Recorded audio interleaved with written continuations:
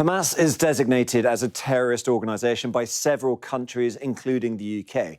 But it's also a government in charge of 2 million people in the Gaza Strip.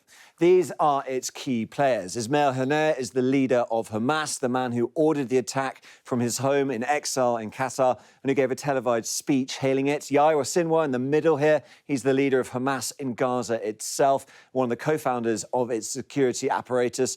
And finally, Mohammed Deif. He's known as the guest because of the way he constantly changes location, staying in other people's houses to avoid Israeli intelligence.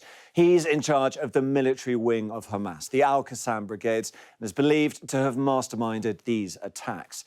Another senior Hamas leader, speaking from Beirut, said that the knowledge of the plans was kept to a very small circle. 0 hour was not known to anyone other than a handful. We picked the right time when the enemy is busy with their holidays.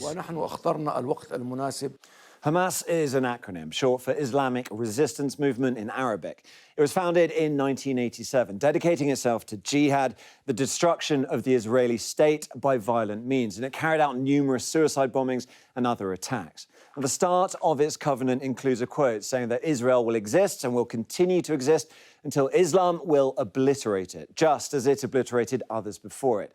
It also proclaims anti-Semitic tropes, saying that Jewish people control the world's finance and media and are responsible for starting all the wars. Now, in 2017, on the anniversary of 30 years since its founding, it published this new charter. It omitted the anti-Semitic language, and it said that Hamas did not oppose Jewish people because of their religion. But the group has never rejected this first document here, its founding charter.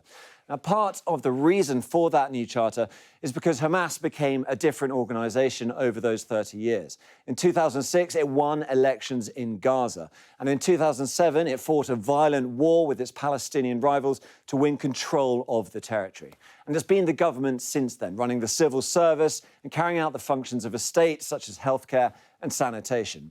But it still has that formidable arsenal, even if it is less powerful than Israel's. Israeli intelligence has estimated it can muster 30,000 rockets, the majority of them homemade. It's got around 300 anti-tank missiles, 100 anti-aircraft missiles, and it could call on anywhere between 10 to 50,000 fighters.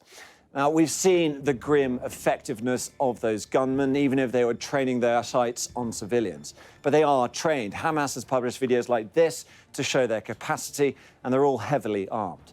They've also constructed a network of tunnels, some to smuggle goods and weapons into the country, but also to allow them to hide and move around within Gaza itself. All of that makes Israel's stated aim to destroy Hamas no easy task.